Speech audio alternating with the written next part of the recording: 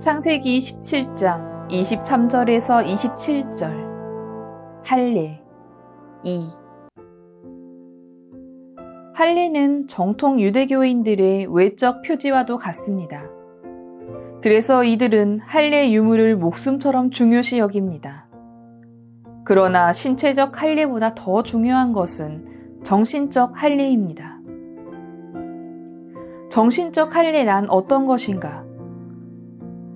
아브라함에게 주님께서는 흠없는 이가 되라는 말씀을 하십니다.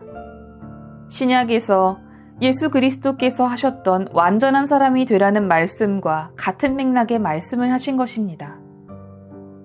그런데 하느님의 이 말씀은 말 그대로 아무 하자 없는, 아무 문제 없는 사람이 되란 말씀으로 받아들이게 되면 정신적으로 상당한 부작용이 발생합니다.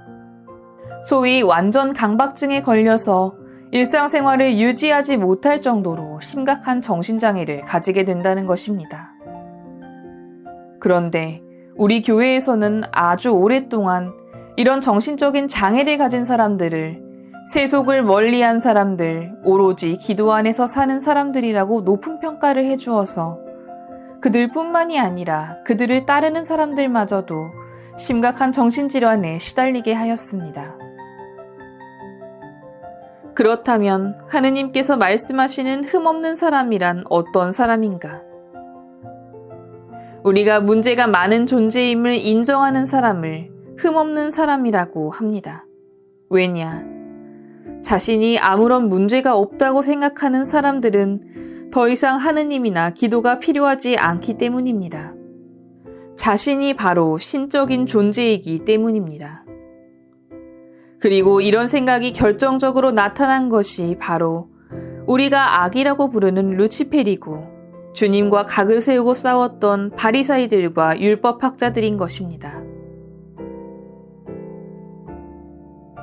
사람은 누구나 문제를 가지고 살아갑니다. 그 숫자나 종류가 다를 뿐 누구나 크고 작은 문제를 안고 살아갑니다.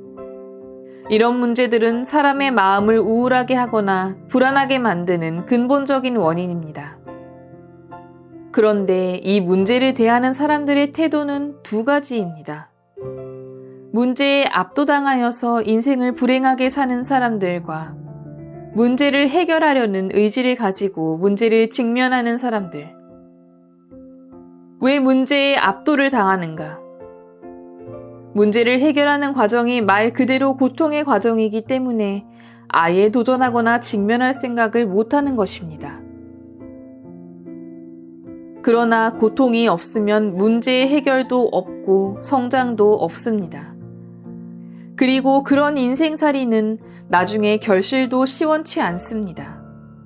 그래서 하느님께서는 하느님께 봉헌할 나의 인생의 결실이 풍성한 삶이어야 한다는 의미에서, 즉 흠없는 제물을 바친다는 의미로 흠없는 자가 되라는 말씀을 하시는 것입니다. 그리고 이것이 바로 정신적 할례의 의미인 것입니다.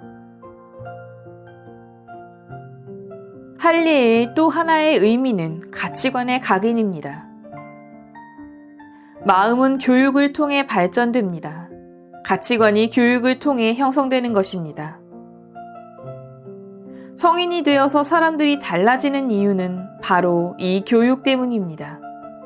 우리가 평생 교육을 통해서 얻은 가치관은 나도 모르는 새 내 마음에 각인됩니다.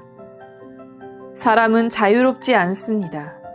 선택할 수는 있지만 이것은 상대적 자유인 것이지 절대적 자유는 아닌 것입니다. 완전히 자유로운 사람은 광인에 지나지 않습니다. 이들은 규칙 없이 삽니다. 아무것도 모르고 아무 것에도 신경 쓰지 않고 삽니다. 그러나 그런 결과는 결국 파국만이 있을 뿐입니다. 할례는 인간이 파국으로 치닫는 것을 막아주는 끈이자 벽인 것입니다. 할례는 상흔을 통한 성장을 의미하기도 합니다. 사람들은 다른 사람들의 욕구와 충돌하면서 상처와 상흔이 생깁니다. 그런데 그 상흔을 통해 우리의 한계를 깨닫고 어떻게 해야 할지를 알게 되며 세상을 배우고 인생을 이해하게 됩니다. 즉, 상처와 상실은 우리 삶의 하나의 조건이자 결과라는 것입니다.